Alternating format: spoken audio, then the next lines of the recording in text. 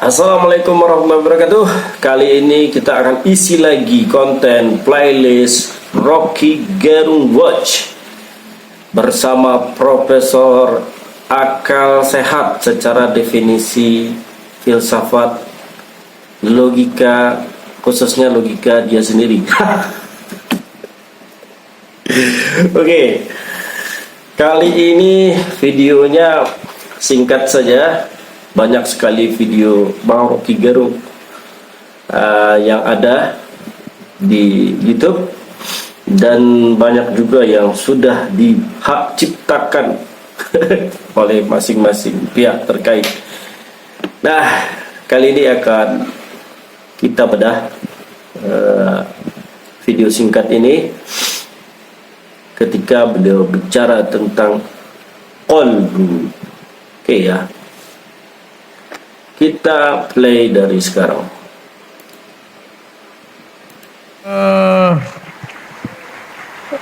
Prof. Rocky.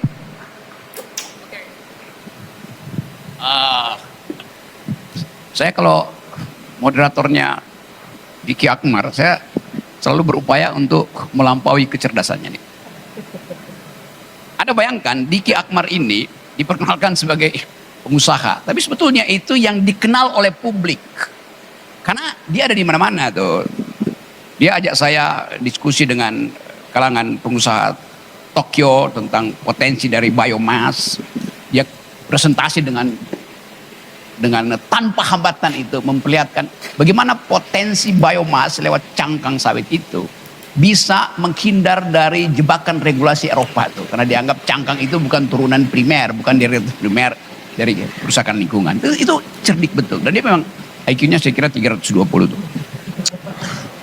Dia seorang farmasis yang ngerti bagaimana mengkombinasikan.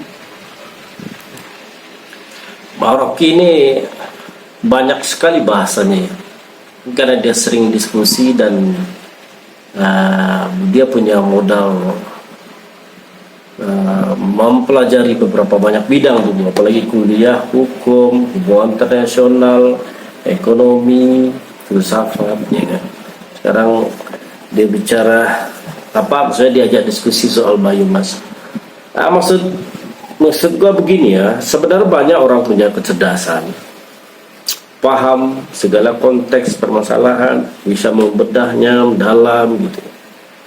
Tapi nggak banyak orang punya ingatan. Nah, ini sering gua bilang salah satu ciri Bang Rocky Gerung. Orang yang punya fungsi remembering yang kuat. Jadi dia membuat segala proses belajar itu menjadi mudah, dalam artian simple. Sekali dia pelajari, mungkin nanti dia masih ingat bertahun-tahun lamanya. Nah, kalau kita kan baru baca besok lupa, baru baca seminggu lagi lupa, baru baca lupa lagi, lupa lagi namanya. Jadi pelupaan ini fungsi kecerdasan itu dua sebenarnya, kecerdasan dan ingatan. Bisa jadi Anda cerdas tapi setelah itu tidak ingat. Bisa jadi Anda ingat tapi Anda tidak cerdas, tidak bisa membedah, mengelaborasinya. Itulah gitu ya.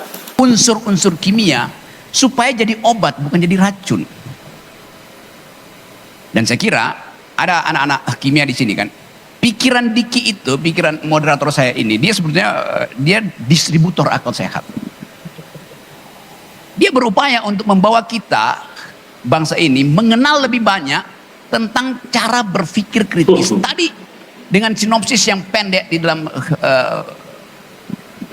visualis itu tadi, orang akhirnya tahu bahwa yang membatalkan akal pikiran, yang membatalkan critical reason, distributor akal sehat, agennya kira-kira udah banyak ya. Distributornya kayak harus diakui Bang Rocky dulu. Tapi kalau agennya, pengecernya udah banyak ya. Di media sosial, semua emak-emak, bapak-bapak ya, anak-anak muda banyak sekali mengutip, menyebarkan pemikiran-pemikiran Rocky Gerung, ya kan. Itu agen-agen pengecernya yang aktif, yang istilahnya tidak dibayar, tapi memasarkan produk akal sehat Rocky Gerung dengan gembira. Adalah tradisi. Tradisi harus makan di mangkok, bukan makan di toilet. Oke, silahkan ikuti tradisi yang membahayakan kesehatan. Kan kita mesti halangi tradisi itu, menyebabkan kita tidak bisa membuat sound reasoning, berpikir yang sehat. Jadi dengan cara itu tadi bisa dibawa oleh mahasiswa tadi atau pengajar tadi yang berupaya untuk menerangkan bagaimana cara metode untuk membuat anak itu kritis. Filsafat hanya bisa membantu, tapi filsafat konsep-konsepnya sangat abstrak.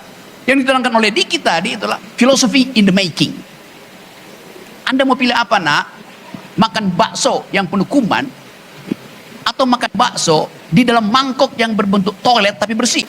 Aduh, gue pribadi masih ada persepsi mual ya, boleh makan bakso di toilet. Ini gambarnya makan bakso di apa namanya?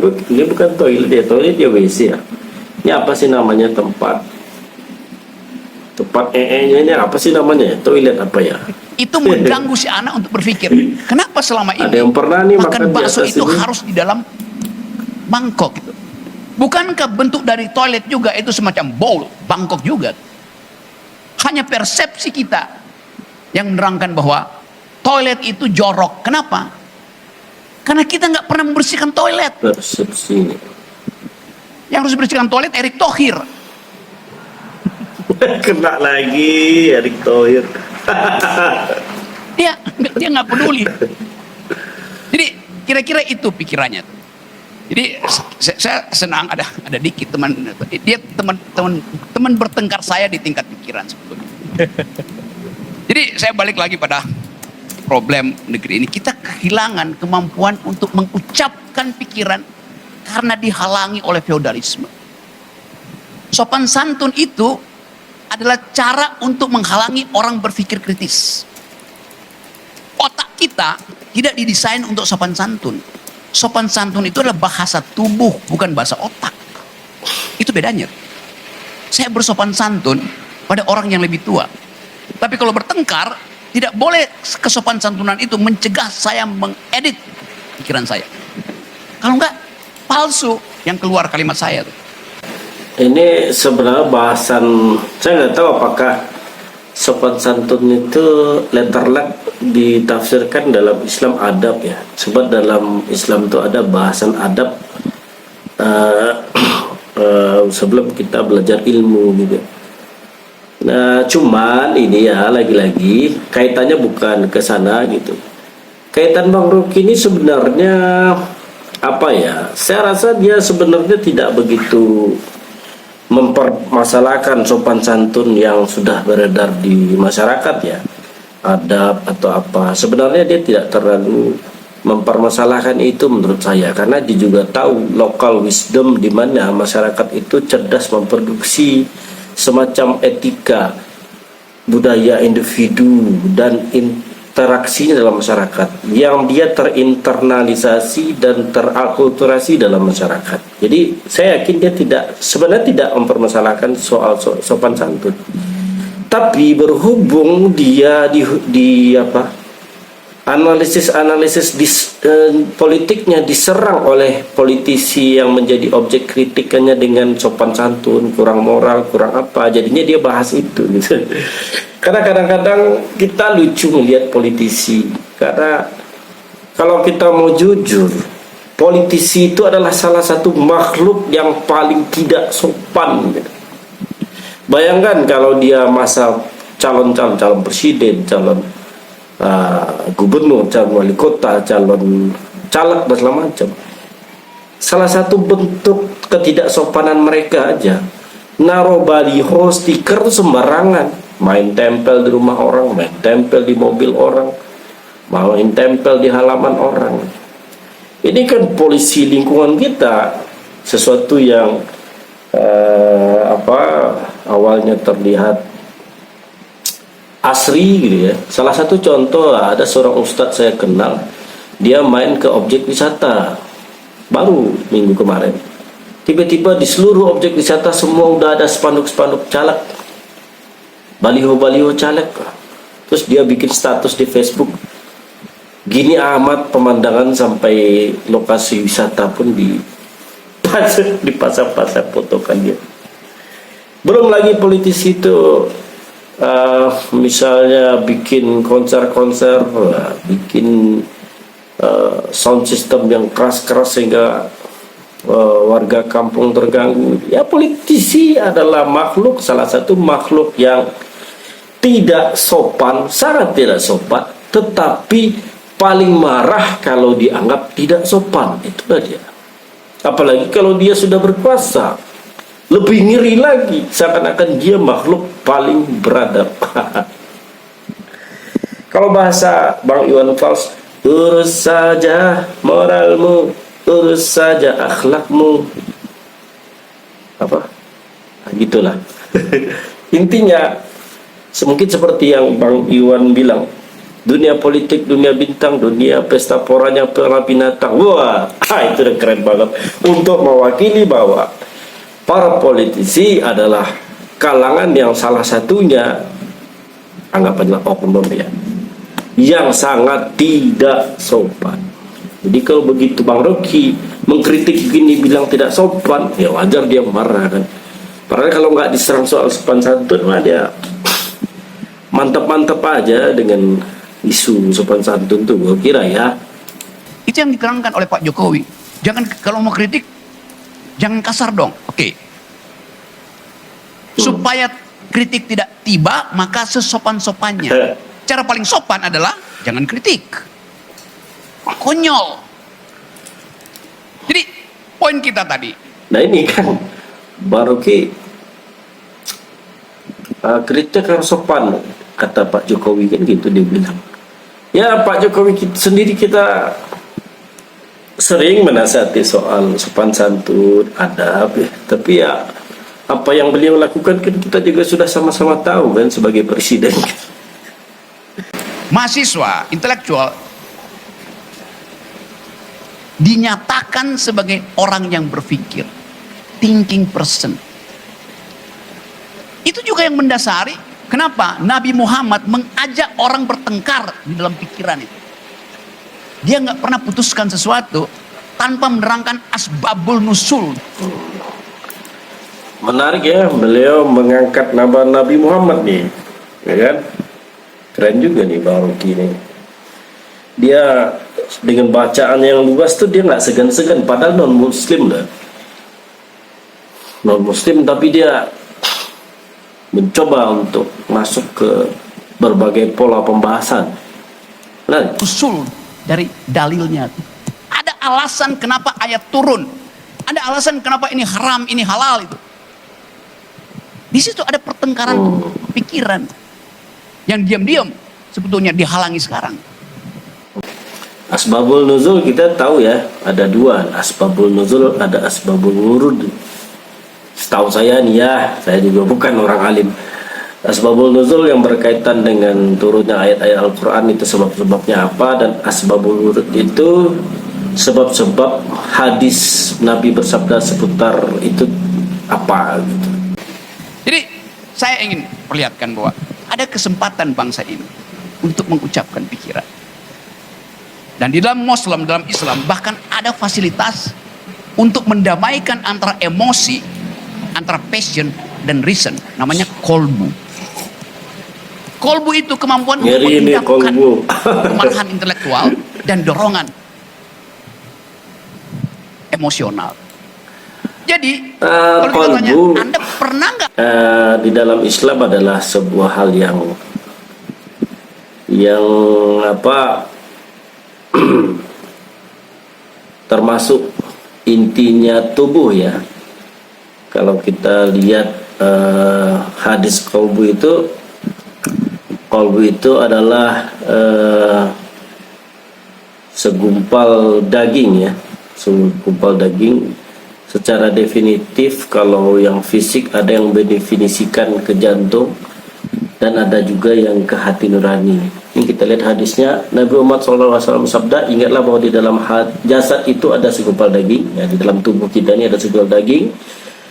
Jika ia baik maka baik pula seluruh jasad, jika ia rusak maka rusak pula seluruh jasad. Ketahuilah bahwa hati itu qalbu, hati atau jantung. Dan dalam kajian yang lain maksudnya hati nurani, itu kan. Tapi udah kayak Agim ini, Rocky Gerung membahas kolbu. Seharusnya sama Agim ini bahas kolbu, Barokia, Rocky, Rocky Gerung bahas kolbu dong sama Agim biar lebih mendalam. Ya. Nah, di sini karena pertama Bang Rocky non Muslim, di mana dia mungkin baru mengenal konsep kalbu itu sesuai konsep filsafat yang dia pahami ya. Padahal konsep kalbu itu lebih jauh lagi kalau dalam definisi Islam. Bahkan dalam Islam ada qalbun salim, ada hati yang selamat, ada yang hati yang tidak selamat.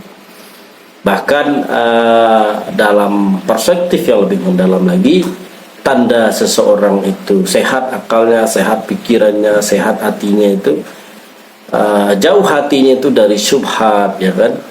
Dan itu dia tanda kalbu yang sehat adalah menerima Islam. Kan kalau diperjauh ke sana definisinya ke arah sana. Mungkin Bang Rocky suatu saat Allah mudahkan untuk mengarah ke sana. Jadi tidak hanya memahami kalbu dengan perspektif filsafat dan psikologinya dia.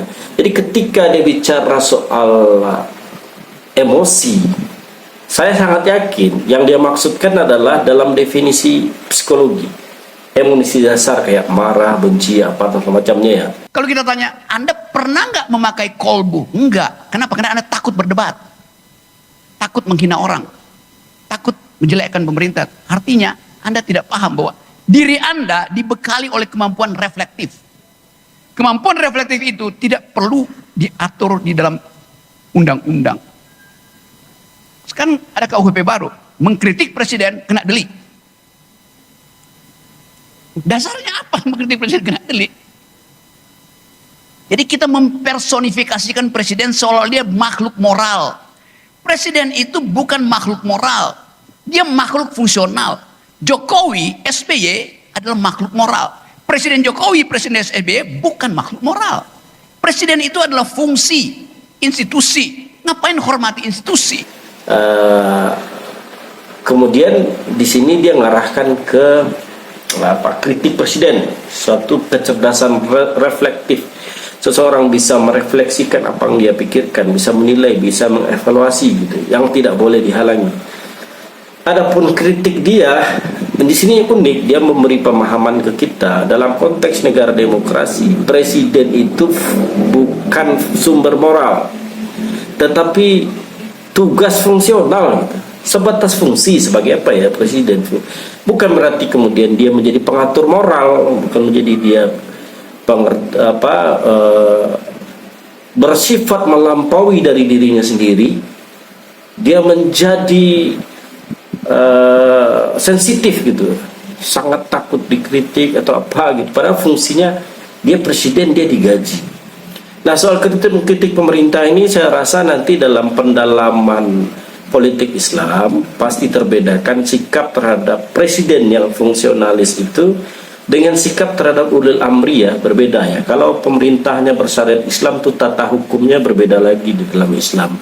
Adab-adab mengkritik ulil amri itu beda lagi. Tapi ulil amri tentu berbeda dengan presiden fungsionalis. Di dalam demokrasi karena akadnya kan memang karyawan rakyat ya, kalau dari akad demokrasi ya. Kita lanjut lagi. Saya nggak pernah kritik presiden Jokowi sebagai Jokowi yang adalah kepala keluarga. Mantap. Saya kritik presiden yang adalah Jokowi sebagai kepala negara. Sebagai kepala keluarga dia baik sekali. Sebagai kepala keluarga negara dia buruk sekali. Kita mesti pisahin itu. Urusan res publika dan res privata. Sebagai kepala keluarga, Pak Jokowi baik sekali. Tetapi sebagai kepala negara, Pak Jokowi buruk sekali. Bang Rocky di video lain pernah bilang kalau nggak salah, apa bukti beliau baik jadi kepala keluarga? Ya mungkin anaknya dijadikan wali kota, gubernur, motivasi berprestasinya bagus gitu maksudnya. Ayo Bang Rocky. Publika dan res privata itu dasarnya. Jadi kelegaan itu yang kita maksudkan. Jadi saya kira itu tiga problem tadi saya ucapkan dalam satu dalil, bahwa kita maksimalkan kritisisme justru untuk memancing percakapan yang bermutu. Kalau kita diam, kita menyimpan dendam tuh. Jadi jangan ragu untuk mengucapkan pikiran, dan dalil-dalil dalam pikiran harus disusun dengan argumen, bukan dengan sentimen. Assalamualaikum warahmatullahi wabarakatuh. Waalaikumsalam warahmatullahi wabarakatuh.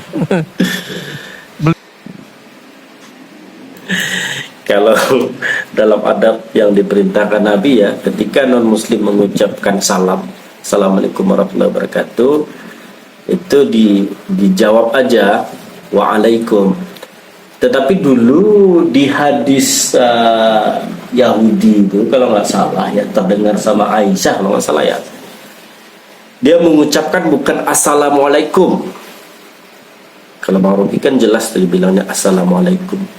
Kalau Yahudi itu bilangnya Assalamualaikum, maksudnya semoga Allah mencelakakan wajahmu atau apa gitu. Ya, yang saya pernah baca-baca gitu. Sehingga ketika Aisyah marah, ditegur oleh Nabi, tidak usah marah begitu, dibalas dengan ucapan gitu, gimana gitu. Tetapi Nabi mengajarkan katakan saja, jawab saja dengan Waalaikum. Jadi ketika dia benar mengucapkan salamnya Assalamualaikum, dia semoga kesejahteraan atasmu, terbalas dengan Waalaikum. Demikian juga denganmu.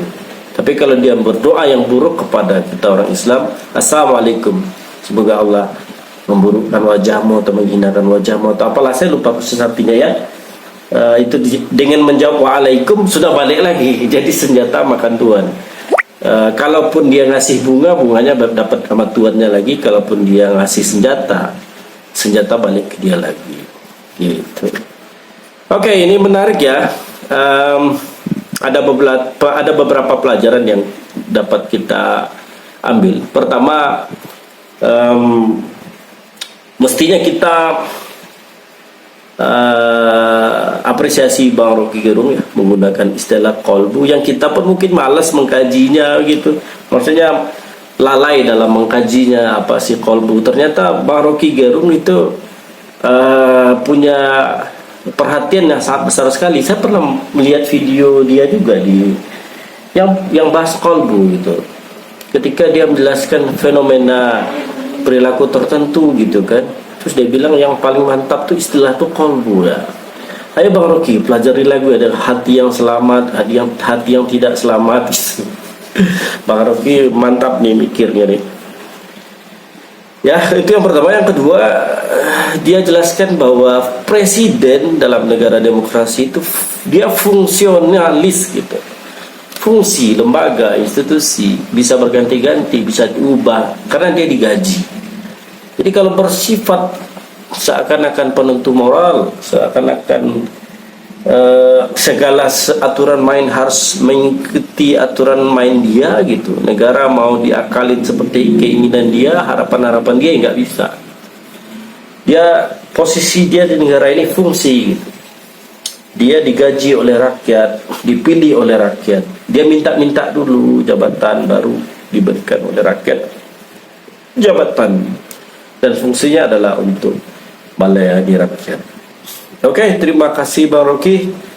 Semoga selalu berada dalam perjuangan menuju kebenaran.